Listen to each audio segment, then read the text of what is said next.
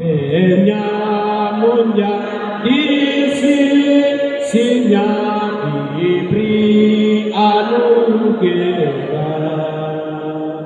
Pun aku yang penuh celah di bawah saudaranya, di bawah saudaranya, di bawah saudaranya. Pun aku yang penuh celah di bawah saudaranya. Nyawaku diberikan, darahku tercurah, kau dapat tebuskan, dari mati bangkitlah. Nyawaku diberikan bagimu, apa kau beri padaku. Nyawaku diberikan bagimu, apa kau beri padaku. Di dalam hati kami merindukan kehadiran kebenaran Tuhan. Jam ini tiba saatnya untuk kami merenung kembali bagian firman Tuhan. Baik pengkhotbah maupun juga seluruh umat-Mu yang mendengar suara Tuhan. Jamah kami oleh Roh Kudus-Mu agar jam ini berkat-berkat Tuhan mengalir dan berlimpah untuk mengisi di dalam bejana hati kami semua yang siap untuk mendengar suara Tuhan. Kami sambut Bapa di surga dengan hati kami terbuka. Haleluya. Amin. Bapak Ibu silakan duduk kembali. Perjamuan kali ini, kalau Tuhan mau untuk tempati ke tempat lain, itu kali yang terakhir saya akan jalankan untuk pagi hari ini. Mari kita buka di dalam 1 Petrus pasal 4 ayat 7 sampai kepada ayat yang ke-11. Ada yang baca, silakan berdiri dan baca. 1 Petrus pasal 4 ayat 7 hingga 11. Hidup orang Kristen. Kesudahan segala sesuatu sudah dekat. Karena itu, kuasailah dirimu dan jadilah tenang supaya kamu dapat berdoa. Tetapi yang terutama, kasihilah sungguh-sungguh seorang akan yang lain, sebab kasih menutupi banyak sekali dosa. Berilah tumpangan seorang akan yang lain dengan tidak bersungut-sungut. Layanilah seorang akan yang lain sesuai dengan kasih karunia yang telah diperoleh tiap-tiap orang sebagai pengurus yang baik dari kasih karunia Allah. Jika ada orang yang berbicara, baiklah ia berbicara sebagai orang yang menyampaikan firman Allah. Jika ada orang yang melayani, baiklah ia melakukannya dengan kekuatan yang dianugerahkan Allah, supaya Allah dimuliakan dalam segala sesuatu karena Yesus Kristus. Ialah yang mempunyai kemuliaan dan kuasa sampai selama-lamanya. Amin.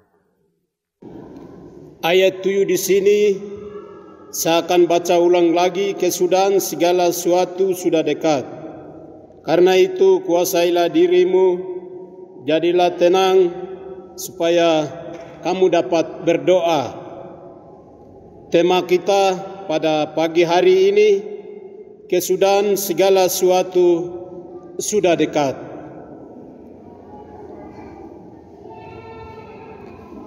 Tema ini kita harus memandang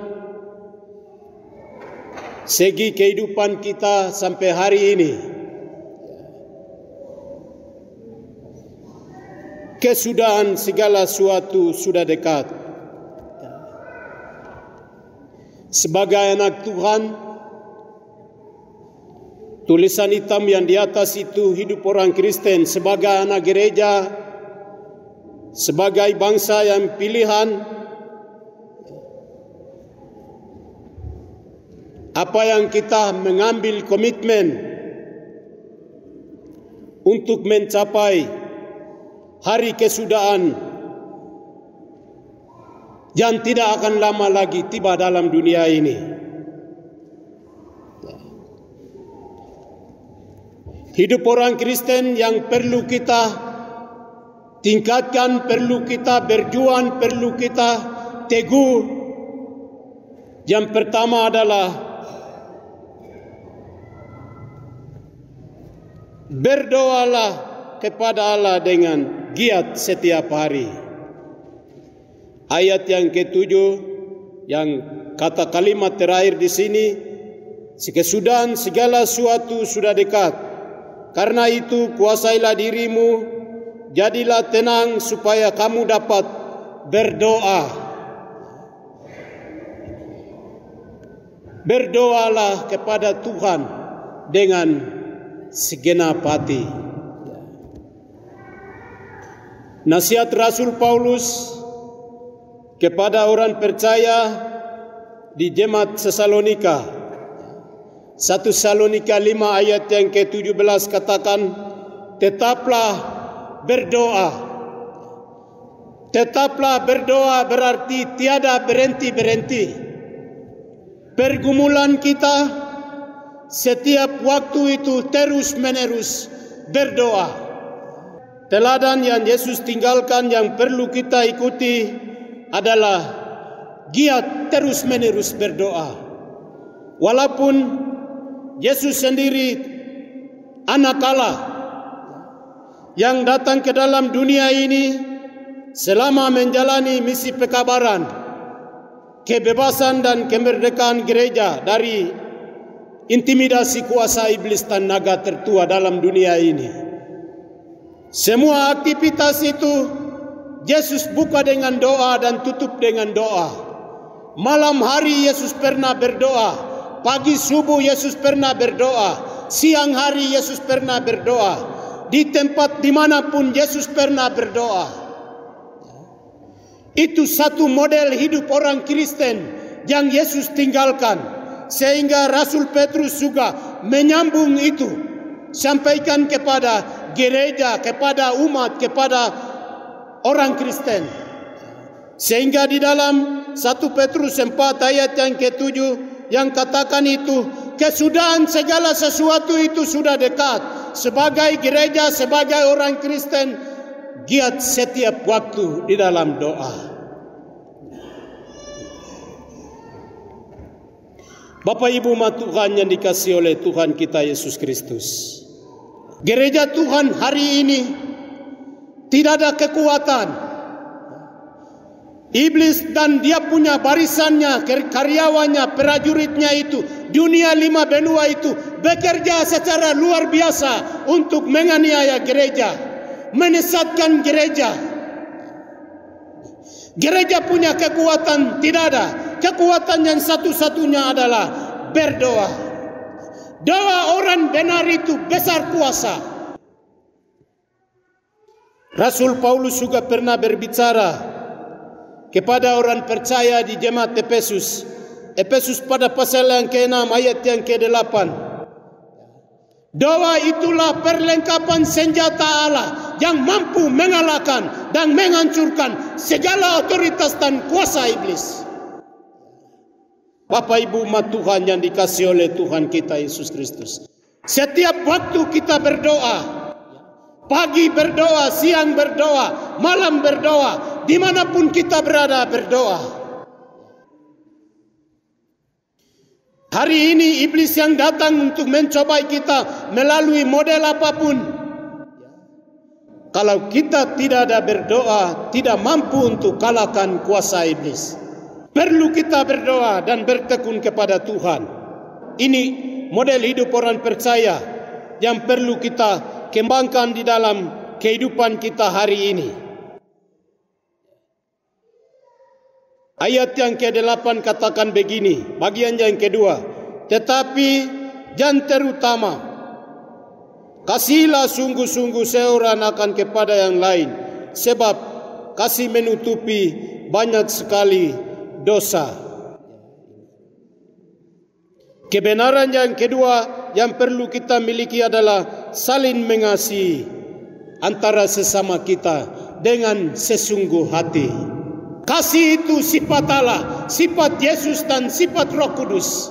Bagian ini meminta sebagai gereja, sebagai orang Kristen, sebagai umat Allah, mari kita saling mengasihi kepada Tuhan Allah dan kepada sesama kita. Jemaat Tuhan yang dikasihi oleh Tuhan kita Yesus Kristus. Kalau kita mengasihi Tuhan, berarti menuruti perintah-perintahnya. Kasih kita kepada Tuhan itu buktikan melalui membenci dosa dan mengasihi kebenaran. Kasih kita kepada Tuhan itu buktikan melalui memiliki sikap hidup Kristus. Lalu mengasihi antara kepada sesama kita.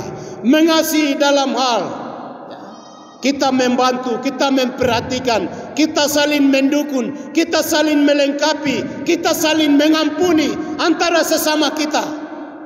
Orang-orang yang menganiaya kita, mengganggu hidup kita, menjelekkan kita, kita harus doakan.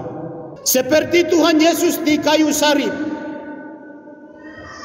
Setelah Yesus masuk pada tahapan-tahapan yang terakhir untuk serahkan nyawanya kepada Tuhan Allah itu, di kayu salib, Yesus katakan, Tuhan, ampunilah mereka. Apa yang mereka lakukan terhadap saya ini karena mereka tidak tahu. Tuhan, ampuni mereka. Tuhan mengasihi supaya Tuhan doakan agar mereka bisa bertobat dari dosa itu, berbalik dan datang kepada Yesus.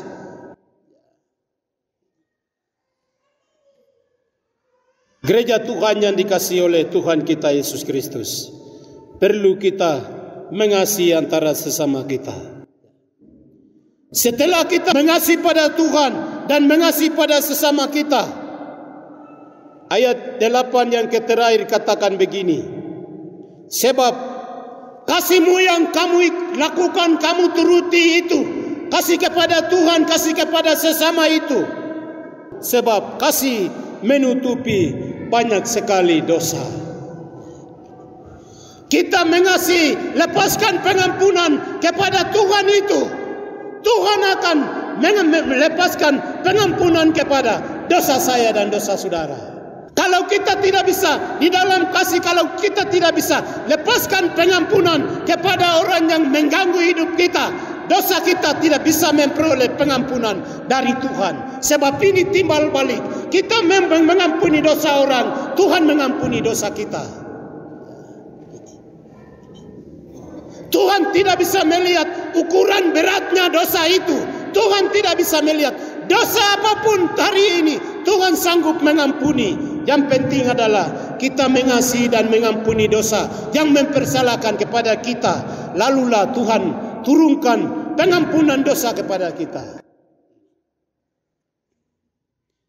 Umat Tuhan yang dikasihi oleh Tuhan kita Yesus Kristus, kebenaran yang berikut memberi tumpangan bersikap ramah terhadap mereka yang membutuhkan bantuan. Ini dalam ayat yang ke-9.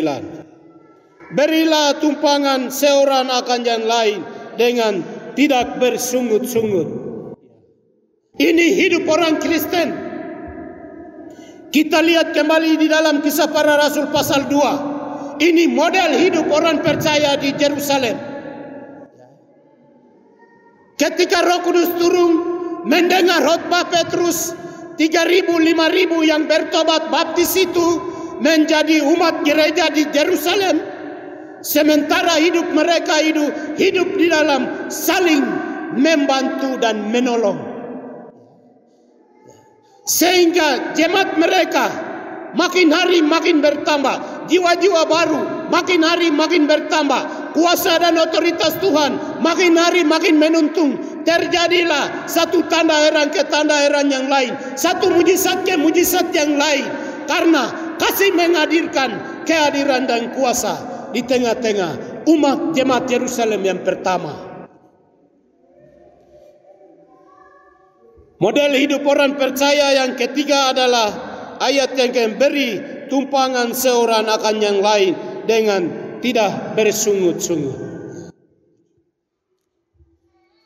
Jemaat Tuhan yang dikasihi oleh Tuhan kita Yesus Kristus, perbuatan baik yang kita lakukan antara sesama kita, mari kita perlu tingkatkan dan kembangkan. Itulah kebenaran dan itulah model hidup orang percaya. Jemaat Tuhan yang dikasihi oleh Tuhan kita Yesus Kristus, kebenaran yang keempat ayat yang ke-10, melayani sesama orang percaya dengan menggunakan karunia rohani yang diberikan oleh Roh Kudus itu. Layanilah seorang akan yang lain sesuai dengan karunia yang telah diperoleh tiap-tiap orang sebagai pengurus yang baik dari kasih karunia. Karunia yang kita terima ini, kita belum pernah bayar kepada Tuhan Allah di surga. Belum pernah. Tuhan kasih karunia di dalam kasih-Nya dengan maksud Tuhan untuk kerja pekabaran Injil dalam dunia ini. Sehingga sesuai karunia, ketika kita melayani, ketika kita menolong orang lain, menolong orang lain dengan tanpa tagihan. Karena ini Tuhan yang kasih. Paling parah itu hari ini, Bapak Ibu umat Tuhan, kalau dapat karunia kesembuhan, ketika doakan orang sakit sembuh, tapi sebelum doakan orang sakit itu bayar 1 juta, bayar 2 juta. Itu bahaya itu di hadapan Tuhan Allah. Sebab karunia yang kau miliki itu, kamu belum pernah bayar kepada Tuhan. Tuhan hanya titip untuk kerja, memperluaskan pekabaran Injil dalam dunia ini. Jemaat Tuhan yang dikasihi oleh Tuhan kita Yesus Kristus, karunia yang Tuhan kasih, mari kita melayani dengan sukarela. Kita semua punya karunia yang Tuhan memberi. Kebenaran yang kelima itu ayat yang ke-11. Satu orang baca ayat yang ke-11. 1 Petrus pasal 4 ayat 11. Jika ada orang yang berbicara, baiklah ia berbicara sebagai orang yang menyampaikan firman Allah. Jika ada orang yang melayani, baiklah ia melakukannya dengan kekuatan yang dianugerahkan Allah, supaya Allah dimuliakan dalam segala sesuatu karena Yesus Kristus. Ialah yang mempunyai kemuliaan dan kuasa sampai selama-lamanya. Amin. Ini ayat yang ke-11 juga menyangkut berbicara tentang karunia. Semua pelayanan yang kita layani Tuhan sesuai dengan karunia itu perlu kita layani secara ramah, secara terbuka, supaya ini memuliakan Tuhan. Ini memuliakan Tuhan. Agung tinggikan nama Tuhan Allah yang besar. Ayat yang ke-11 itu, bagian yang di bawah itu, memuji Tuhan. Hidup orang Kristen yang berikut itu memuji, menyembah Tuhan Allah secara sesungguh hati. Karena Allah kita itu Allah yang besar, Allah pencipta, Allah yang tiada ujungnya. Allah kita itu Allah yang ada yang tidak ada ujungnya. Ia hidup kekal sampai kekal. Allah itu maha tahu, Allah itu maha hadir. Allah yang sama yang hadir bersama kita umat jemaat Eklesia hari ini. Allah yang sama itu hadir di jemaat Antioquia jam ini juga, jemaat Kalvari jam ini juga, jemaat di Jayapura jam ini juga, jemaat di Jakarta jam ini juga, jemaat di Amerika jam ini juga, jemaat di Australia jam ini juga. Karena dia Allah yang kekal, dia Allah yang maha suci, dia Allah yang bangkit dalam kemenangan. Pendiri-pendiri gereja itu di Indonesia itu diakui 5 gereja: Islam, Hindu, Buddha, gereja Katolik dan Kristen Protestan. Semua pendiri gereja itu itu sudah meninggal. Sudah meninggal. Tapi pendiri gereja Kristen yang pernah mati, tapi hari yang ketiga sudah bangkit. Hari ini ada di surga. Pendiri gereja lain hari ini ada di alam maut, ada di Firdaus. Belum pernah bangkit. Itu sebabnya perlu kita naikkan pujian syukur melalui doa kita, melalui pujian penyembahan kita kepada Tuhan Allah. Ketika Tritunggal Allah itu setiap waktu ada di atas pujian penyembahan orang-orang percaya dalam dunia ini. Bapak Ibu yang dikasihi oleh Tuhan kita Yesus Kristus, perlu kita memuji Tuhan setiap waktu. Kebenaran yang berikut itu perlu kita ambil bagian makan minum perjamuan Tuhan. Hidup orang Kristen perlu kita ambil bagian makan minum perjamuan Tuhan. Mari kita baca di dalam 1 Korintus. 1 Korintus pada pasal yang ke-11 ayat 23 sampai ke 34 katakan begini. Sebab apa yang telah aku teruskan kepadamu telah aku terima dari Tuhan, yaitu bahwa Tuhan Yesus pada malam waktu ia diserahkan mengambil roti, dan sesudah itu ia mengucap syukur di atasnya, ia memecahkannya dan berkata, inilah tubuhku yang kuserahkan bagi kamu. Perbuatlah ini menjadi peringatan akan aku. Demikian juga ia mengambil cawan sesudah makan, lalu berkata, cawan ini adalah perjanjian baru yang dimeteraikan oleh darahku. Perbuatlah ini setiap kali kamu meminumnya menjadi peringatan akan aku. Sebab setiap kali kamu makan roti dan minum cawan ini, kamu memberitakan kematian Tuhan sambil ia datang. Jadi barang siapa dengan cara yang tidak layak makan roti atau minum cawan, ia berdosa terhadap tubuh dan darah Tuhan. Karena itu hendaklah tiap-tiap orang menguji diri sendiri, dan baru sesudah itu ia makan roti dan minum dari cawan itu. Karena barang siapa makan dan minum tanpa mengakui tubuh Tuhan, ia mendatangkan hukuman atas dirinya. Sebab banyak di antara kamu yang lemah dan sakit, yang tidak sedikit yang meninggal. Kalau kita menguji diri kita sendiri, hukuman tidak menimpa kita. Tetapi kalau kita menerima hukuman dari Tuhan, kita didik supaya kita tidak dihukum bersama-sama dengan dunia ini. Bapak Ibu umat Tuhan, hidup orang Kristen yang berikut itu mengambil makan tubuh dan darah Tuhan Yesus. Setiap orang yang baptis mengambil bagian. Tapi selain mereka yang sementara ini masih dalam disiplin gereja,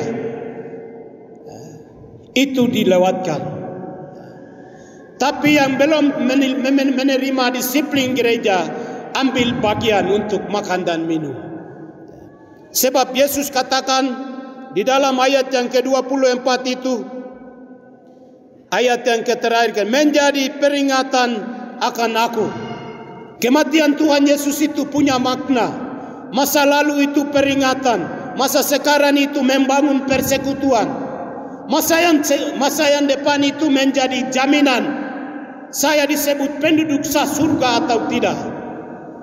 Itu sebabnya sebagai orang Kristen, sebagai gereja, mari kita renung kembali pengorbanan Yesus di kayu salib itu.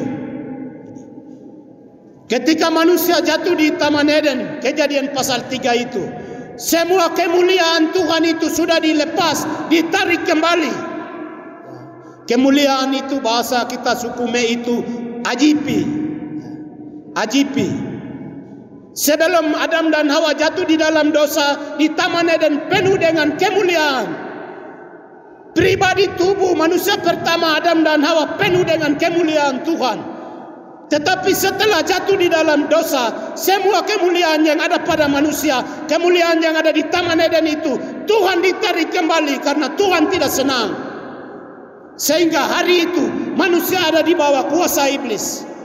Manusia ada di bawah kuasa dosa. Manusia ada di pinggir dalam lautan neraka. Tapi kita bersyukur. Yohanes 3:16, karena kasihnya itu besar. Surga bersepakat, satu harus kita turun untuk selesaikan kebebasan dari manusia yang ada di bawah jajahan dan hukuman dosa. Yesus yang datang, Yesus serahkan seluruhnya itu sampai Yesus mati nyawa di kayu salib. Kemenangan iman 49 itu. Nyawaku diberikan bagi apa yang kau beri padaku, Yesus katakan hari ini. Nyawa orang tidak berdosa yang mati kamu orang berdosa itu. Apa balasanmu? Hari ini Tuhan menunggu kita. Yang satu-satunya adalah kita ambil bagian untuk makan minum perjamuan. Roti dan cawan yang sebentar kita terima ini adalah simbolis yang gereja tetapkan. Yang dia punya intinya adalah kebenaran-kebenaran dari Kejadian sampai Wahyu. Yang terisi itu, ambil itu, terima, simpan di dalam hati, dan jadi pelaku-pelaku kebenaran itu. Kebenaran itu. Kebenaran itu darah Tuhan Yesus. Kebenaran itu tubuh Tuhan Yesus. Kalau kebenaran itu mengalir, ya, kebenaran itu mengalir dalam hati, terjadilah perubahan. Kebenaran itu mengalir dalam hati. Kebenaran mendewasakan iman kita, mendewasakan rohani kita. Kebenaran membuka mata rohani kita, sehingga hubungan kita dengan Tuhan itu selalu terikat di dalam hidup kita. Ketika kita diadili ke pengadilan, kebenaran tetap membenarkan. Ketika tiba hari Tuhan, kalau kita menikmati kebenaran di dalam hati, kebenaran bikin saya menjadi orang benar dan polos, Tuhan akan terima saya sebagai penduduk sah dalam Yerusalem baru. Itu sebabnya sebagai hidup kita orang percaya adalah yang terakhir adalah menerima ambil bagian untuk makan minum perjamuan. Jemaat yang belum miliki baptisan, karena ini bulan Juli, bisa ambil untuk kelas baptisan. Kelas baptisan.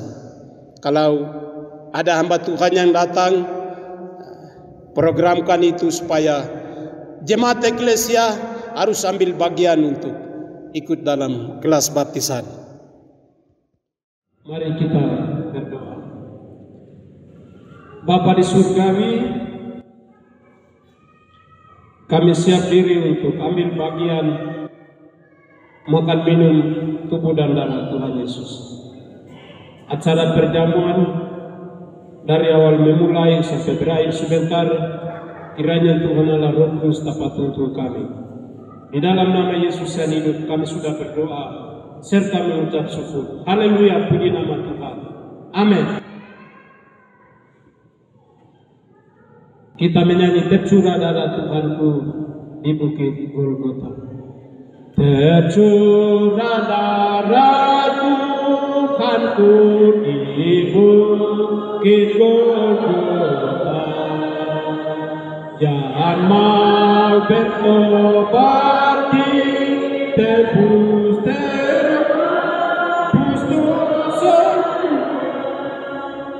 terhapus dosa,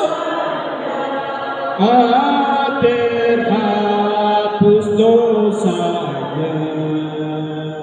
Jangan mau bertobat, tebus terhapus dosanya. Dua, penyamunnya di sisinya diberi anugerah. Pun aku yang penuh celah di basuh darahnya, di basuh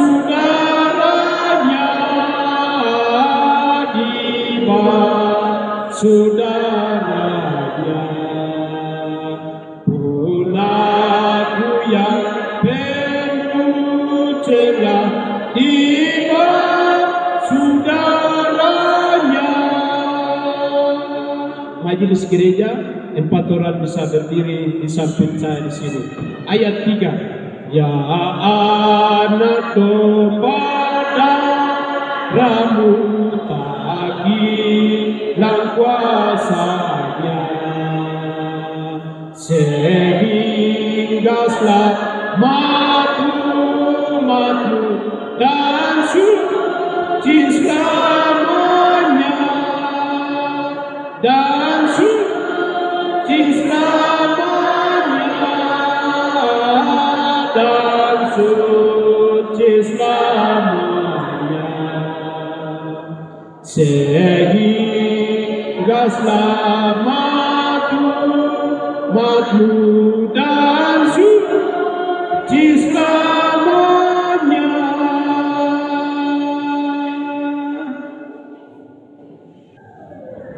Kita menyanyi nyawaku disebutkan, nyawaku diberikan, darahku tercurah, kau dapat tebuskan,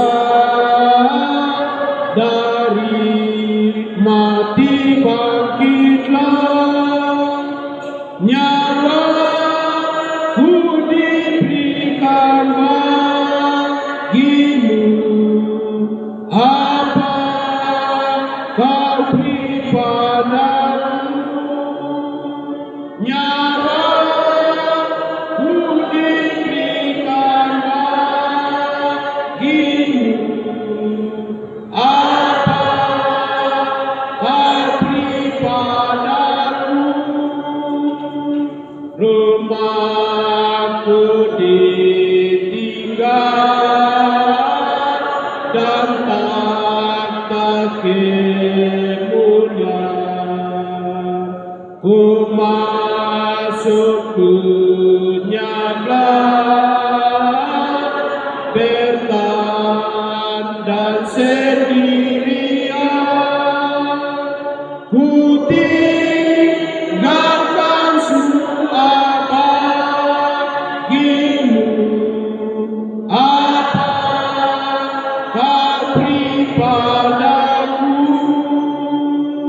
ku tinggalkan semua bagimu, apa kau beri padaku, ku disengsarakan dengan amat keji, agar kau dilepaskan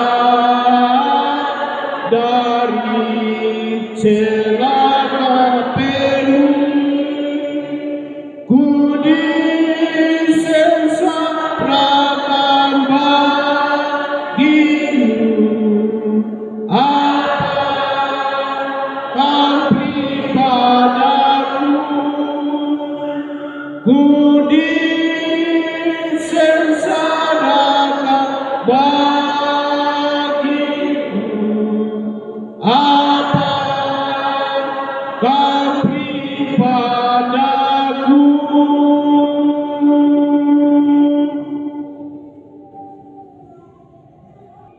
Bapa kami yang ada di surga, di pagi hari ini kami memperingati di mana Engkau telah mati di kayu salib, darahnya telah mengalir, tubuhnya sudah rusak di kayu salib demi umat manusia terhilang dalam dosa. Untuk memperingati itu, di pagi hari ini kami siap makan roti sebagai tubuh Tuhan dan cawan ini sebagai darah Tuhan. Tuhan Yesus yang memberkatinya. Amin. Sebelum Yesus diserahkan, waktu malam di Yerusalem, setelah Yesus mengambil roti, dia mengucap syukur karena ini rencana dan nubuatan Tuhan terjadi. Dia memecahkan berkata, ini tubuhku yang kucurahkan bagi kamu. Makan ini menjadi peringatan kamu untuk aku sampai aku datang. Mari kita makan sama-sama.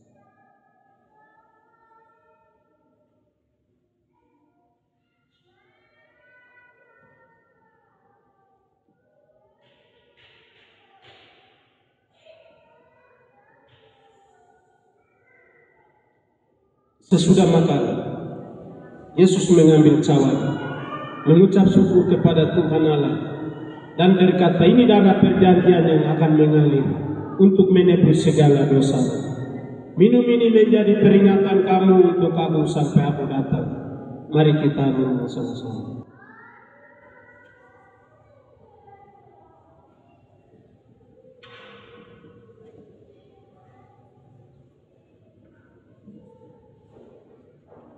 Kami memuji nama-Mu ya Bapa. Kami telah makan tubuh-Mu dan minum darah-Mu.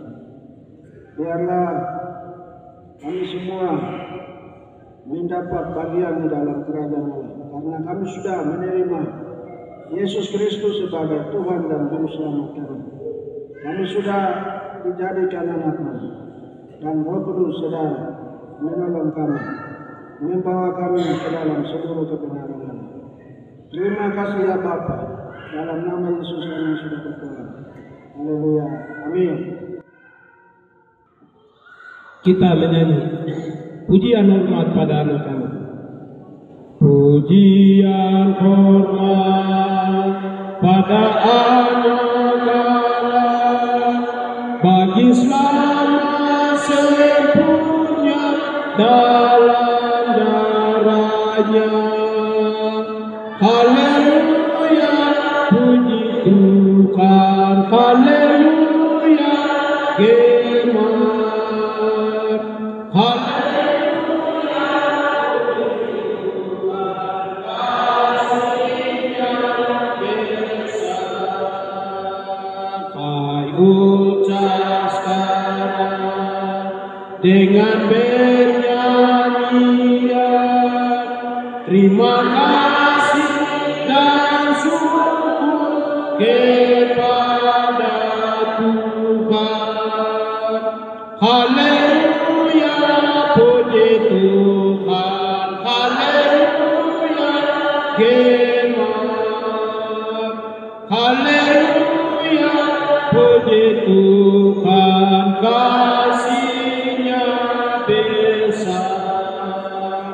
Segala saleh yang membuka hati, oleh karena imannya terima Roh Suci.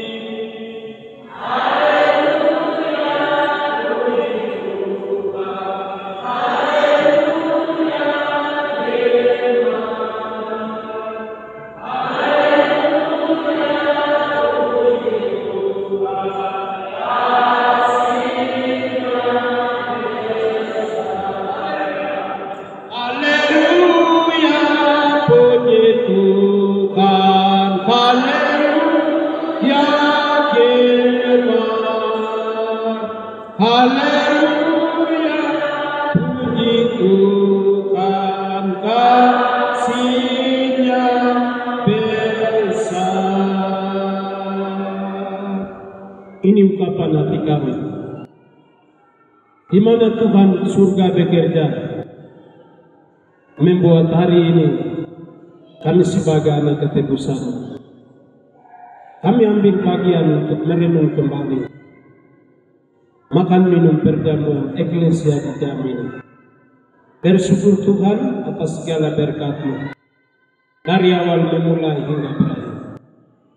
Acara perjamuan ini kami tutup di dalam kasih daripada Allah Bapa, anugerah dalam Yesus Kristus, dan dalam persekutuan Allah Roh Kudus. Haleluya, amin. Kami naikkan syukur padamu. Kami naikkan syukur. Kami naikkan syukur padamu. Syukur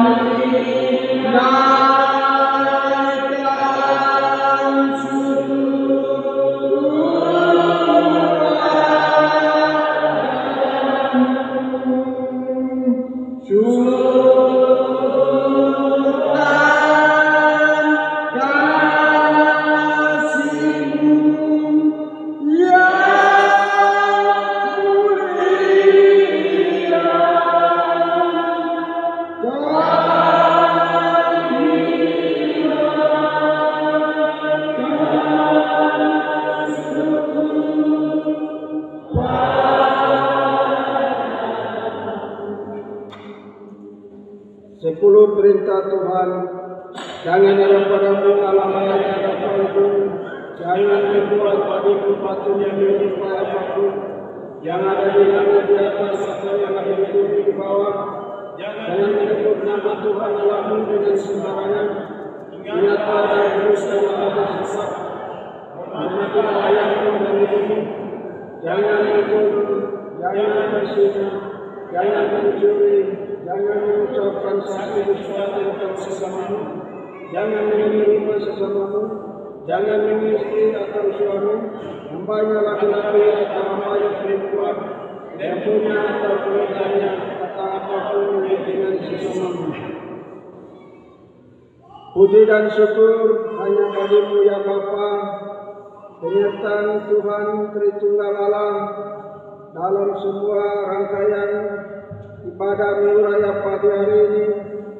Segala pujian, penyembahan, segala korban kami, semua kebenaran janji firman Allah yang kami sudah menerima, semua ini adalah kemuliaan dan kehormatan bagi nama-Mu ya Bapa. Kiranya ini menjadi berkat, menjadi kebenaran dan pahala dalam kehidupan kami di dunia dan dalam kehidupan kami yang kekal dalam surga.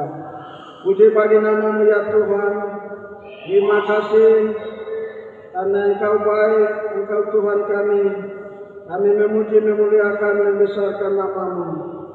Kami sudah mengakhiri ibadah Minggu Raya pagi hari ini dan kami kembali ke dalam dunia nyata, di mana kami akan menghadapi pencobaan, di mana kami akan menghadapi yang jahat. Kiranya kami memerlukan perlindungan dan pertolongan Tuhan. Kiranya kami memerlukan kuasa Roh Allah yang ada dalam kami ini, sehingga telinga yang mendengar, hati yang terbuka sehingga pelita terang Allah terus bernyala-nyala di dalam kehidupan kami, sehingga kami menampakkan terang itu di tengah-tengah dunia yang jahat ini, sehingga garam yang ada pada kami yaitu kebenaran Allah menggarami dunia yang jahat ini. Oh Tuhan, memimpin kami ke dalam segala kebenaran-Mu. Puji bagi nama-Mu, jemaat yang dikasihi Yesus Kristus. Terimalah kiranya berkat kasih karunia yang daripada Allah Bapa, Yesus Kristus sahabat sejati kekasih kita. Kiranya Roh Kudus, penolong kita, penghibur kita, akan menyertai kita senantiasa, mulai dari hari ini sampai Yesus Kristus datang kembali yang kedua kali. Puji Allah, pohon berkat.